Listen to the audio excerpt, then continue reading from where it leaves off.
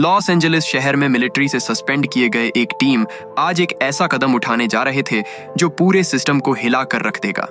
जो लोग कभी खुद क्राइम को रोकने वाले और आम लोगों की हिफाजत करने वाले थे, आज खुद क्राइम करने जा रहे थे। ये लोग देश के सबसे बड़े बैंक को लूटने के लिए निकल पड़ते हैं। फेक पुलिस के भेष में बैंक सिक्योरिटी को चकमा देते हैं और बैंक के अंदर घुस जाते हैं, और ये एक प्रॉपर प्लान के साथ इस चोरी को अंजाम देने जा रहे होते हैं। टीम का लीडर टोनी, जो इस पूरे प्लान का मास्टरमाइंड होता है, उसने इस बैंक की एक एक डिटेल पहले ही निकलवा ली होती है और इसकी टीम का हर एक मेंबर अपनी जगह पर पूरी तरह तैयार होता है। बस चीफ के ऑर्डर की देर होती है और फिर शुरू होता है वह खतरनाक खेल, जहां एक छोटी सी गलती सब कुछ तबाह कर सकती थी। तो कहानी की शुरुआत लॉस एंजलिस में होती है, जहां रात के वक्त एक कैश से भरा ट्रक सड़क पर जा रहा होता है।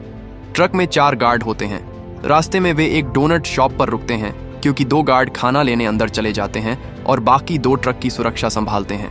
इसी दौरान एक काली कार आती है जिसमें से 4 नकाबपोश लोग निकलते हैं। जैसे ही गार्ड बाहर आते हैं, चोर उन पर बंदूक तान देते हैं। ट्रक के अंदर बैठा गार्ड तुरंत पुलिस को जानकारी दे देता है, लेकिन एक चोर जबरदस्ती शीशा तोड़कर उसे बाहर निकालता है और मार देता है। थोड़ी ही देर में पुलिस पहुंच जाती है और दोनों तरफ से जबरदस्त फायरिंग शुरू हो जाती है। चोर अपनी खतरनाक शूटिंग स्किल्स से सभी पुलिस वालों को खत्म कर देते हैं, जिससे पता चलता है कि ये आम चोर नहीं बल्कि एक्स मिलिट्री लोग हैं। फिर उनका एक साथी कॉल करके उन्हें चेतावनी देता है कि और पुलिस आ रही है। ये सुनते ही वे ट्रक लेकर निकल जाते हैं और पीछे बम ब्लास्ट करके सबूत मिटा देते हैं। अपने अड्डे पर पहुंचकर टीम का लीडर रॉय सब पर गुस्सा होता है क्योंकि प्लान साइलेंट था, लेकिन अब पुलिस उनके पीछे पड़ चुकी है। फिर खुलासा होता है कि ट्रक असल में खाली था और यह सब एक बड़ी चोरी की प्लानिंग का हिस्सा था। टीम का समझदार सदस्य टोनी सलाह देता है कि किसी को वापस भेजकर पुलिस की मूवमेंट देखी जाए, जिसके बाद रॉय बॉस्को को वहां भेज देता है। अगले सीन में डिटेक्टिव निक को दिखाया जाता है, जो एक सख्त और आक्रामक पुलिस ऑफिसर है और चोरों के पीछे जान लगाकर पड़ा रहता है। पर्सनल लाइफ में वह लापरवाह है और अपनी गलती की वजह से उसकी पत्नी उसे छोड़कर चली जाती है। इसी तनाव में निक को चोरी की कॉल मिलती है और वह तुरंत क्राइम सीन पर पहुंच जाता है। जांच के दौरान जब उसे पता चलता है कि ट्रक खाली था, तो वह हैरान रह जाता है और समझ जाता है कि यह कोई आम चोरी नहीं बल्कि किसी बड़े प्लान की शुरुआत है। इसके बाद निक अपनी टीम से फिंगरप्रिंट्स के बारे में पूछता है, लेकिन पता चलता है कि चोर बहुत ही स्मार्ट थे और ब्लास्ट करके सभी सबूत मिटा चुके हैं। कोई रास्ता न मिलने पर निक सीसीटीवी फुटेज मंगवाता है और वहां से निकल जाता है। दूसरी तरफ बॉस को छुपकर निक और उसकी टीम की तस्वीरें लेकर रॉय को भेज देता है। रॉय तस्वीरें देखकर समझ जाता है कि केस डिटेक्टिव निक संभाल रहा है। रिसर्च के बाद उसे पता चलता है कि निक एक खतरनाक और जिद्दी ऑफिसर है जो केस को छोड़ने वाला नहीं है। यह जानकर रॉय भी गंभीर हो जाता है। इधर निक जांच तेज कर देता है और हाल की चोरियों को चेक करता है। उसे पता चलता है कि पिछले 3 महीनों में सभी चोरियां परफेक्ट प्लानिंग से हुई हैं, बिना किसी सबूत के। फिर वह उन लोगों की लिस्ट निकलवाता है जो आर्मी में थे और जेल जा चुके हैं। इसी रिसर्च में रॉय का नाम सामने आता है, जो मर्डर केस के बाद अभी रिहा हुआ होता है और उसकी रिहाई के बाद ही चोरियां शुरू हुई होती हैं।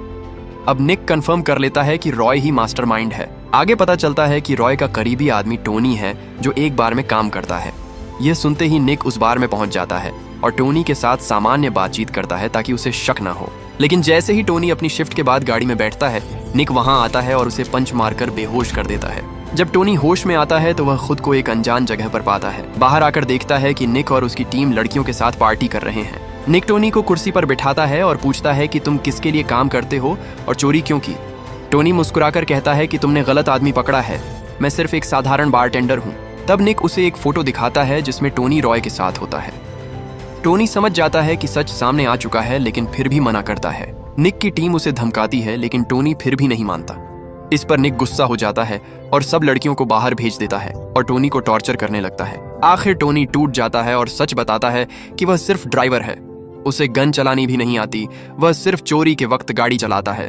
फिर वह बताता है कि एक दिन बॉस्को ने उसे रॉय से मिलवाया और रॉय उसकी ड्राइविंग स्किल्स से इंप्रेस होकर उसे टीम में ले आया। तब से वह उनके साथ बैंक लूट रहा है और अपना हिस्सा ले रहा है। निक पूछता है कि अगली चोरी कहाँ होगी, लेकिन टोनी कहता है कि मुझे नहीं पता, वे लोग एक दिन पहले बताते हैं। यह सुनकर निक कहता है कि ठीक है, तुम अब जा सकते हो, लेकिन अब तुम हमारे लिए काम करोगे और जो भी जानकारी मिलेगी हमें बतानी होगी। टोनी वहां से चला जाता है और अब निक के पास काफी जानकारी होती है, लेकिन कोई ठोस सबूत नहीं होता। इसलिए वह इंतजार करता है कि अगला कदम कब होगा। अगले सीन में रॉय अपनी टीम को लॉस एंजलिस के सबसे बड़े फेडरल बैंक के बाहर ले जाता है और कहता है कि यह हमारा अगला टारगेट है। रॉय बताता है कि इस बैंक को 77 बार लूटने की कोशिश हो चुकी है, लेकिन कोई कामयाब नहीं हुआ क्योंकि सिक्योरिटी बहुत टाइट है। अगर कोई आदमी सिर्फ 2 मिनट ज्यादा बैंक को देखे तो गार्ड्स उसे पकड़ लेते हैं। फिर रॉय अपनी असली प्लानिंग बताता है कि वे लोग सीधा पैसा नहीं चुराएंगे बल्कि पुराने और खराब नोट्स चुराएंगे जिनका रिकॉर्ड बैंक के पास नहीं होता। बैंक रोजाना 500 से 700 मिलियन तक पैसा हैंडल करता है और उनमें से 30 मिलियन पुराने नोट्स नष्ट किए जाते हैं। रोजाना लाखों के पुराने नोट्स नष्ट होते हैं और वे उन्हीं को टारगेट करेंगे ताकि कभी ट्रेस न हो सके। टीम हैरान रह जाती है, लेकिन रॉय उन्हें समझाता है कि वे चोरी किए गए ट्रक और गार्ड्स के भेष में बैक गेट से एंट्री करेंगे और प्लान को एग्जीक्यूट करने के लिए टोनी को कुरियर बॉय बनाकर बैंक के अंदर भेजने का फैसला होता है। अगले दिन टोनी कुरियर बॉय बनकर बैंक के पास वाले रेस्टोरेंट में काम शुरू कर देता है। जैसे ही बैंक के अंदर से एक लेडी खाना ऑर्डर करती है, टोनी एक की बजाय 2 पार्सल उठा लेता है और बैंक के अंदर चला जाता है। अंदर जाते ही उसकी चेकिंग होती है और उसे एंट्री कार्ड मिल जाता है जिससे अब वह कभी भी बैंक के अंदर आ सकता है। टोनी उस लेडी को खाना दे देता है और फिर बाथरूम में जाकर दूसरा पार्सल सीलिंग के ऊपर छुपा देता है। जब टोनी बाहर निकलता है तो निक की टीम उसे देख लेती है क्योंकि वे पहले से उस पर नजर रखे हुए होते हैं। जब निक को पता चलता है कि टोनी फेडरल बैंक के अंदर गया था तो वह टेंशन में आ जाता है और कहता है कि उन लोगों की इतनी हिम्मत नहीं कि वे फेडरल बैंक लूट सकें। फिर भी निक को अंदरूनी तौर पर शक होता है क्योंकि वह जानता है कि ये लोग कुछ भी कर सकते हैं। उसी रात रॉय और उसकी टीम अपनी फैमिली के साथ रेस्टोरेंट में खाना खा रहे होते हैं। तभी वहां निक आ जाता है। टोनी निक को देखकर घबरा जाता है क्योंकि उसे डर होता है कि कहीं निक सबके सामने सच न बोल दे, और वाकई निक ऐसा ही करता है। वह टोनी के पास जाकर कहता है कि हम कुछ दिन पहले मिले थे। यह सुनकर रॉय और बाकी लोग टोनी पर शक करने लगते हैं। निक यह सब जानबूझकर करता है ताकि टीम के अंदर शक पैदा हो। खाना खत्म होने के बाद रॉय टोनी को अपने अड्डे पर ले जाता है और उस पर गुस्सा करता है। रॉय अपने लोगों से टोनी की जांच करवाता है और उस पर बंदूक तानकर पूछता है कि तुमने पुलिस को क्या बताया है। तब टोनी मजबूरन सब सच बता देता है कि पुलिस ने उसे पकड़ा था, लेकिन उसने सिर्फ इतना बताया कि वह ड्राइवर है और बाकी प्लानिंग नहीं बताई। रॉय थोड़ा रिलैक्स होता है और टोनी से कहता है कि जाओ और निक को बता दो कि हम शुक्रवार को चोरी करने वाले हैं। टोनी कहता है कि यह रिस्की है, लेकिन रॉय कहता है कि जो कहा है वह करो। टोनी मजबूरन निक के पास जाता है और उसे बताता है कि शुक्रवार को चोरी होगी, लेकिन लोकेशन नहीं पता। निक कहता है कि वह खुद पता लगा लेगा। इसके बाद निक रॉय के बारे में और जानकारी निकालता है और उसे पता चलता है कि रॉय का एक लड़की के साथ रिश्ता है। निक उस लड़की के पास जाता है और उसे मैनिपुलेट करता है। लड़की बता देती है कि अगला टारगेट पिको रिवेरा बैंक है। निक खुश हो जाता है क्योंकि अब उसे टारगेट पता चल गया होता है, लेकिन असल में रॉय ने यह सब प्लान किया होता है और जानबूझकर गलत जानकारी निक तक पहुंचवाई होती है। आखिर वह दिन आ जाता है जब चोरी होनी होती है। दोनों तरफ तैयारी होती है, पुलिस भी रेडी और चोर भी रेडी। चोर बैंक में घुस जाते हैं और सब लोगों को होस्टेज बना लेते हैं। रॉय मैनेजर को मजबूर करता है कि पुलिस को कॉल करे और मांग रखता है कि $10 मिलियन और एक हेलीकॉप्टर चाहिए। बाहर निक और पुलिस स्थिति संभालते हैं। प्रेशर बनाने के लिए रॉय फेक किलिंग का ड्रामा करता है। इसी बीच उनका हैकर मैक्स सिग्नल देता है कि अब असली प्लान शुरू करो। चोर वॉल्ट खुलवाकर पैसा ट्रक में लोड करते हैं और एक ब्लास्ट करके पुलिस को कंफ्यूज कर देते हैं। पुलिस को लगता है कि वॉल्ट तोड़ दिया गया है, लेकिन निक सीवर लाइन देखकर समझ जाता है कि यह सब धोखा है। अंदर जाकर पता चलता है कि कोई नहीं मरा, सब सिर्फ एक सेटअप था। उधर रॉय और उसकी टीम गार्ड का भेष बनाकर ट्रक में पैसा ले जा रही होती है।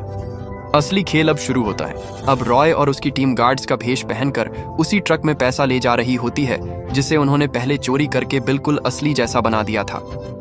ये लोग पिको रिवेरा बैंक के पैसे लेकर फेडरल बैंक की तरफ बढ़ रहे होते हैं। दूसरी तरफ हैकर मैक पहले ही बैंक की लाइन हैक करके गार्ड्स को जानकारी दे देता है कि ट्रक आ रहा है, इसीलिए उन्हें कोई शक नहीं होता।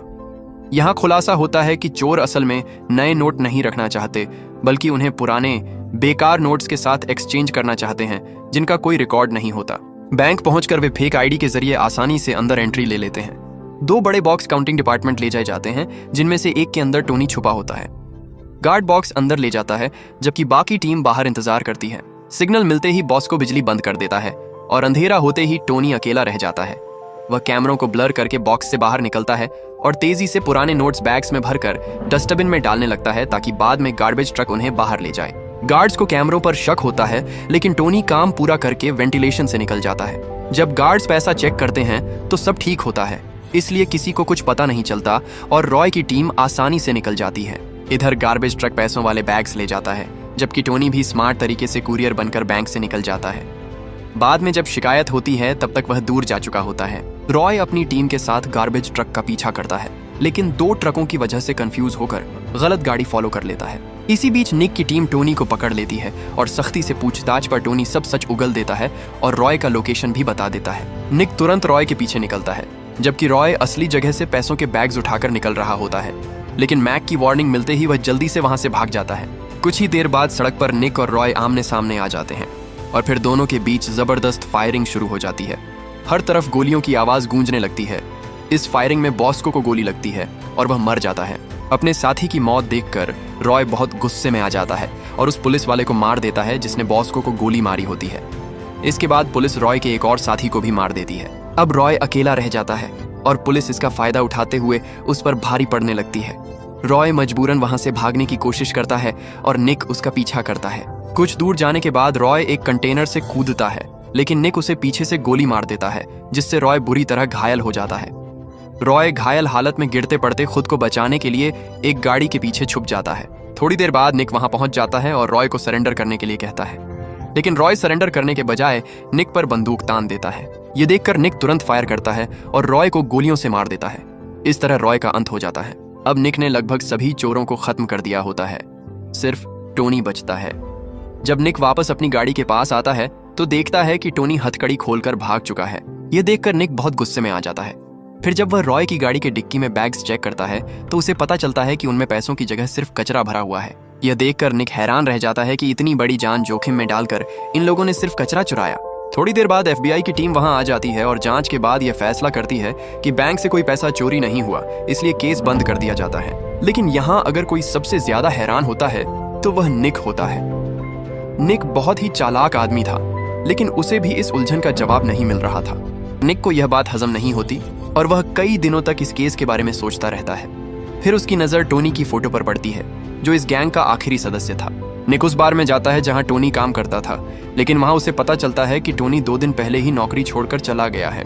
जब निक वापस जा रहा होता है तो उसकी नजर एक फोटो पर पड़ती है जहां टोनी एक फुटबॉल टीम के साथ होता है। उस फोटो में हैकर मैक भी होता है और एक और आदमी भी होता है जो असली पैसों वाले ट्रक को ले जा रहा होता है, जिसके बारे में पुलिस को कुछ पता ही नहीं था। यहाँ पर निक को पूरी कहानी समझ में आने लगती है कि इस सब के पीछे टोनी का एक बहुत बड़ा मास्टर प्लान छुपा था। टोनी ने बार में काम करते हुए फेडरल बैंक के एम्प्लॉइज से नशे की हालत में सारी जानकारी निकाल ली थी। उसने गार्बेज ट्रक के ड्राइवर को भी अपने प्लान में शामिल कर लिया था। उसने न सिर्फ पुलिस को बल्कि रॉय और उसकी टीम को भी बेवकूफ बनाया। रॉय और उसकी टीम असल में सिर्फ एक डिस्ट्रैक्शन थे। टोनी ने असल में वही पैसा चुराया जिसका कोई रिकॉर्ड बैंक के पास नहीं था, यानी पुराने नष्ट किए गए नोट्स। अब निक को सब कुछ समझ में आ चुका होता है कि टोनी ने किस तरह सबको बेवकूफ बनाया, लेकिन अब उसे पकड़ने के लिए उसके पास कोई ठोस सबूत भी नहीं होता। कहानी के अंत में हम टोनी को लंदन के एक बार में देखते हैं, जहां वह फिर से बारटेंडर का काम कर रहा होता है।